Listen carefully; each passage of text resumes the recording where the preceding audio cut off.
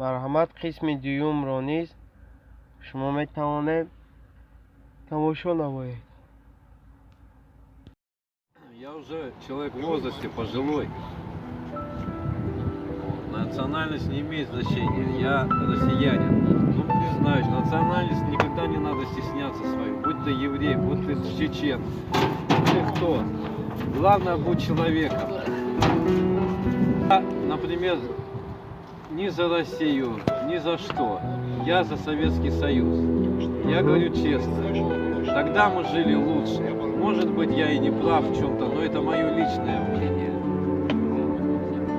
Но так волей судьбой я все равно предчувствую, потому что я жизнь прожил. Рано или поздно мы все республики, которые распались против нашей человеческой воли, они все равно сойдутся. Вот мое такое и мнение, и убеждение.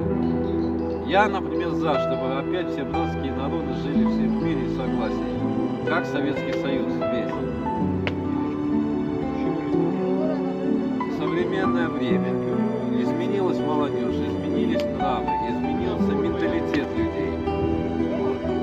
И что-то кому-то что-то доказать не получится. Молодые нас не понимают, мы молодых не понимаем. Но плохого мы их не учим. Мы стараемся, чтобы главное уважать прежде всего хотя бы себя самого. И уважать старших. Плохого тебя старший тоже не научит. Меньше гляди ты в этот интернет. Он тоже много обманывает. Верь в свой народ, в свои силы, в свою культуру. Если этого не будет ни любви, не будет ни веры, не будет ни надежды. А без этого жить нельзя. Вы верите в Аллаха, мы верим в православие. Нужна вера в любой религии. Без веры никак нельзя. Ну, пока на этом все. Ты мне не мешаешь. Я подошел, спросил, можно подойти. Если бы ты сказал нет, я бы не обиделся, я ушел. Да. Что-то хочешь добавить? Сказал бы, вот, ребята, разных держал всегда, надо держать, надо уважать. Я же это и сказал. Да. Вот эту фразу должен.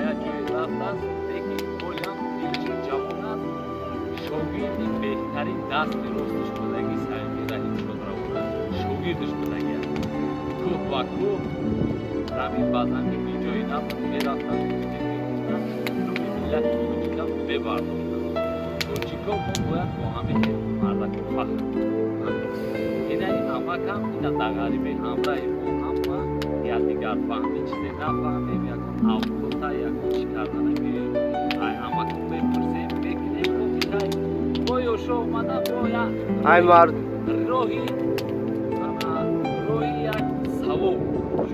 он чизе ки шумо намефаҳмед аз мардҳои рӯзгор дида мепурсед. барои ки ино дидагиян азоба баландира пастира ай якун пурсидан дар кора данишан чикор кадан дар кора бехуда гаштан дар кор нестад сарбландӣ кадан дар кор метни сарахам медем чина кор мекунӣ рамои ватан назди падару модар зану фарзанд саломат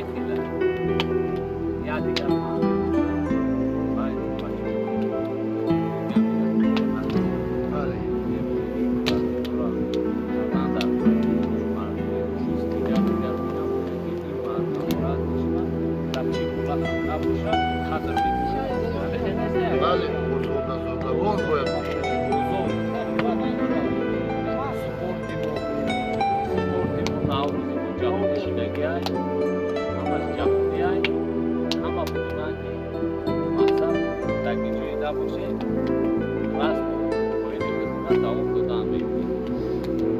اینا برادر تا برای کلوبینی نقش دستگیری کنن پس چیکار بسیار شوانه همچی بوده یک همین زیر کردم سلامت باشی. یک همین برادر بسیار شوق داره اگر خواهشی با همین را دستگیری کنیم دستگیری چیه؟ دستگیری با خودی الله میگم خیلی چیزایی همه چیزی را شما تماشا کنید بفهمید درک کنید برای این همین برادر سلامت باشی یکتا.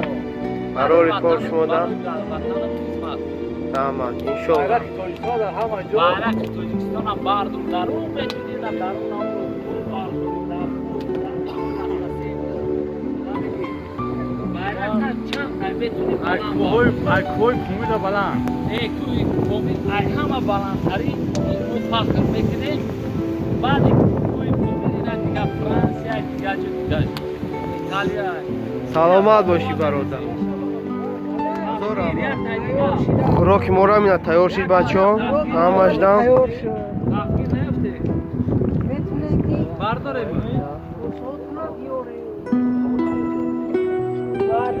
این حلقه تیار شدگی هست. سلام علیکم مایل بردار شو خیاک داوی وقتی چون طول چیده شاوش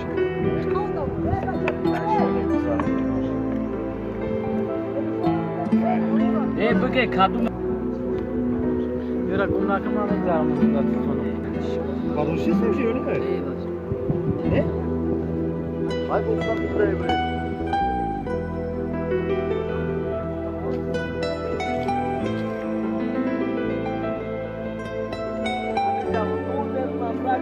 همه افاتی مورا تیار شید برای درام همه خوراک تیار شید.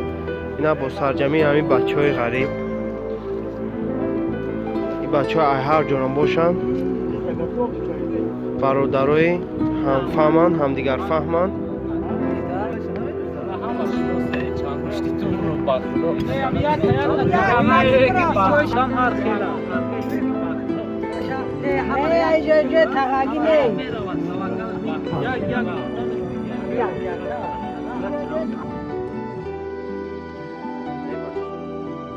با خوشحالی همه این برادران ما برنامه را به اتمام میرسانیم. باقی سربلند و سرفراز و خانه آباد باشید.